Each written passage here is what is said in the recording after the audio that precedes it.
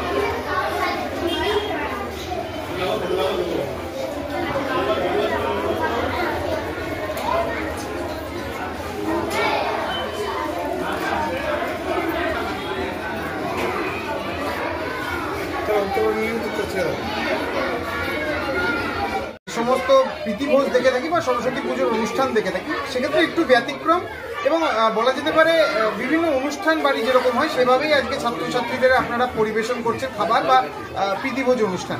এই চিন্তা ভাবনা কিভাবে মাথায় এলো? দেখুন, এখানকার যে বাচ্চাগুলো আসে আমাদের স্কুলে সবই প্রান্তিক অঞ্চল, মানে আর্থিকভাবে বেশিরভাগই পিছিয়ে পড়ে। এমনিতে সরকারি বিদ্যালয়ে কিন্তু আর্থিকভাবে পিছিয়ে পড়া বাচ্চারাই আসে।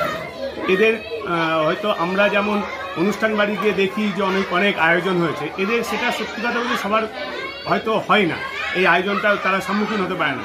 মূলত সেই দিক থেকে যে বাচ্চাগুলো অন্তত একটা দিন আনন্দ পাক, আমাদের সঙ্গে সবার সঙ্গে কি অনুষ্ঠানটা কীরকম হয়, একটা স্টল কীরকম হয়, খাওয়ানো কীরকম হয়, এটা আজকে হয়তো এই স্টলগুলো প্রথম। এরকম খাওয়া দাওয়া কিন্তু গত 3-4 বছর ধরে আমরা 4-5 বছর ধরে করছি। স্টলের অভিনবত্ব হচ্ছে এখনকার যে বিভিন্ন জায়গায় যে অনুষ্ঠান বাড়ি থেকে যে স্টলগুলো দেখি, তার থেকেই আমাদের যে স্টাফ রয়েছে তাদের সবার মাথায় চিন্তাভাবনা যে স্যার এবার স্টল করা হোক, বাচ্চারা স্টলেই থাক, তারা খুব আনন্দ পাবে। এবং